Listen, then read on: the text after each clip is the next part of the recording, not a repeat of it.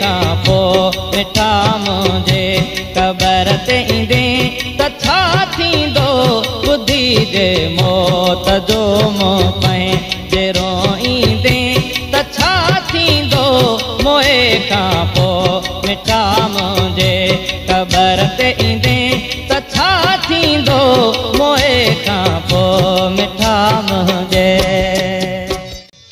पूरी कोशिश कराई से हेठ आख़िर झाले तोड़ी जाते हिन जी शाखूं निकिरनि थियूं उते जेके बेलदार वग़ैरह हुया उन्हनि खे बि असां चई आयासीं त बाबा ॾिसो महिरबानी कजो कंहिं वक़्तु बि मथां थी थो सघे को माण्हू हुते ज़ाहिर थी पए त असां ॿुधाए। जेॾी महिल उते असां पहुतासीं लाश ॾिठासीं त छोकिरा असांजा ई हुया ऐं इहे जेके आहिनि के घणनि ॾींहंनि जा न आहिनि 11 तारीख़ जो वाक़ियो आहे। हे पोइ राति उछले विया आहिनि इन्हनि खे मारे करे या अॻी राति उछले विया आहिनि अंदाज़े मुताबिक़ छो त हुननि जो जिस्म जहिड़ो आहे ओड़ो ई पियो आहे।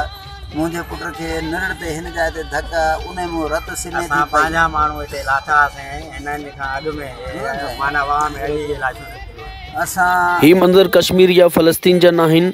ही मंज़र सूबे सिंध जे शहर सले सखर जा आहिनि जिते हिकु अरसे खां क़ाइमु हिते मौजूदु कच्ची आबादी जे रवासियुनि खे आपाशाई अमलदारनि पंहिंजे गुंडागर्दी कंदे बदमस्त पुलिस जी आड़ में ग़रीब रवासियुनि मथां सिधा फायर ऐं आंसू गैस जो आज़दाना इस्तेमालु करणु तोड़े लठबाज़ी करे संदसि दर्जननि जी तादाद में रांधड़ मेघवाड़ बिरादरी जे मर्दनि तोड़े औरतुनि मथां तशदुद करे संदसि माण्हुनि खे खंभी नामालूम हंधि रखियो वियो।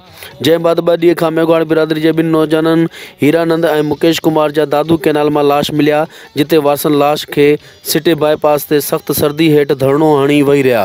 पुलिस ऐं आपाशी खाते जे अमलदारनि जे अहिड़े रवैये ते समाजी या सियासी अॻुवाणनि जे में सख़्त कावड़ जी लहर ऐं संदसि वारसनि सां ॾुख जो इज़हार पिणु कयो वियो। दादू कैनाल खीरथर कैनाल ऐं राइस कैनाल ते रांधड़ मेघवाड़ बिरादरी जे इनक्रोचमेंट ख़िलाफ़ कार्रवाई जे दौरान समूरा घर पटे ढाहे छॾिया ऐं मिसकिन मेघवाड़ बिरादरी सख़्त सर्दी में खुले आसमान हेठि ज़िंदगी गुज़ारण ते मजबूर। क़त्ल थियल मेघवाड़ बिरादरी जे 2 नौजवाननि जे घर में करहा मतल चूंडियल नुमाइंदनि तोड़े सरकारी अमलदार पिणु न पहुता। वासन इल्ज़ाम लॻाईंदे चयो त असांजे गभरू नौजवाननि खे पुलिस पंहिंजे हिरासत में क़त्ल करे लाश दादू कैनाल में उछलाए विया आहिनि जॾहिं त आपाशी अमलदारनि जो मौक़ुफ़ आहे त नौजवाननि गिरफ़्तारी जे डप खां दादू कैनाल में टपो ॾेई फ़ौत थिया आहिनि।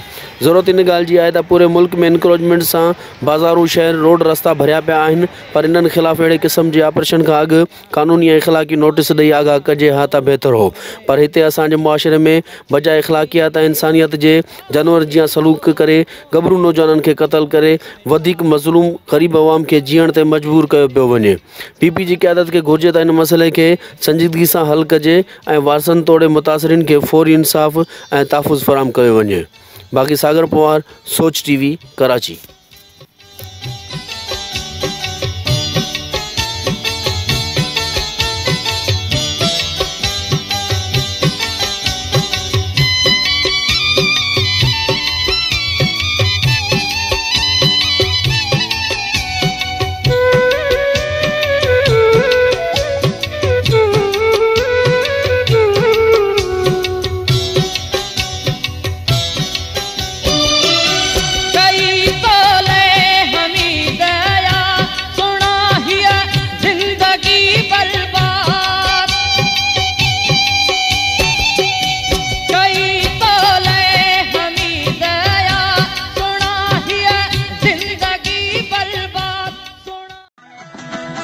सब्सक्राइब कयो हमारे पंहिंजो चैनल सोच टीवी के ऐं बेल आइकन के दबाएं कदें भी न विसारींदा।